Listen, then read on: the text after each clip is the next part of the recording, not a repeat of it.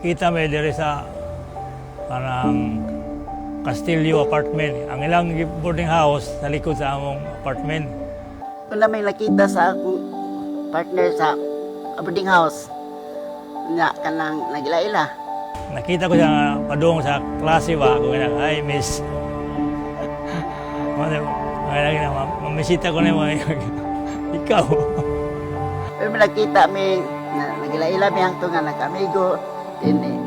Propose na siya sa iyang ibati.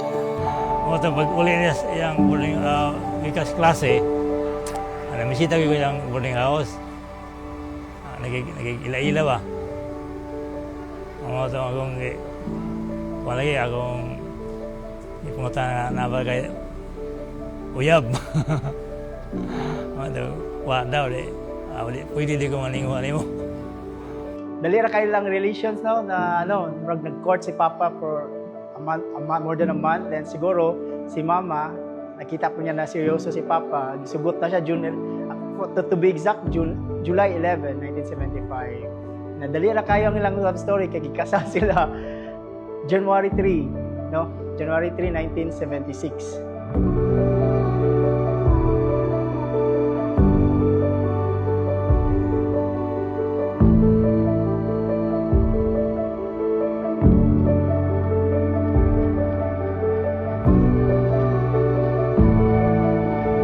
Living together after 50 years, through thick and thin, sa kamugaway kapit-os, sa kasakit ug may panlawas, kita nato sa nilakwan nila ron.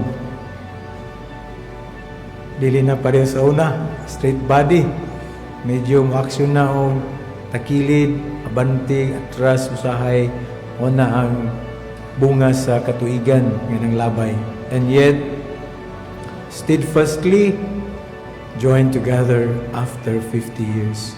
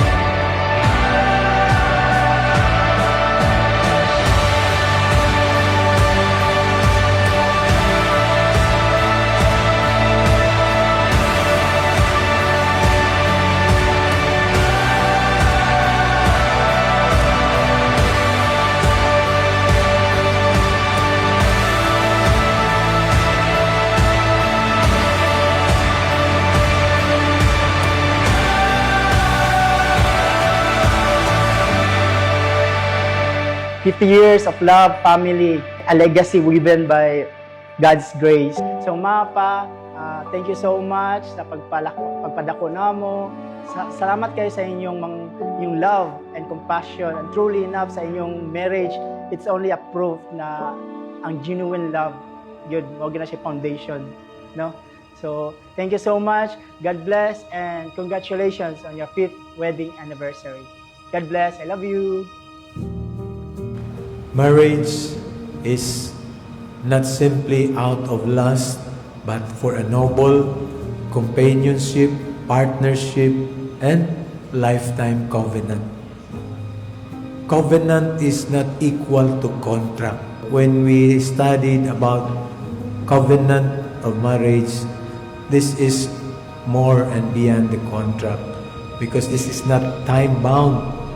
This is based on the fidelity and lasting and unconditional love of God to us.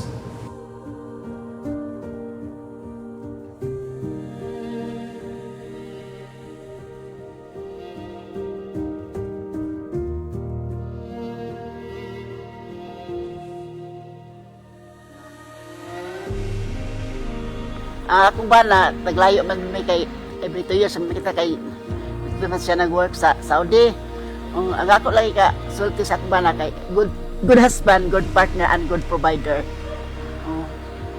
Abi, magpapasalamat ko mga ang atong mga anak maayon yung pag-amuma o bisan dito ko Saudi imuwi sila ng disiplina kan para lang makahuman sila ang pag-eskwela.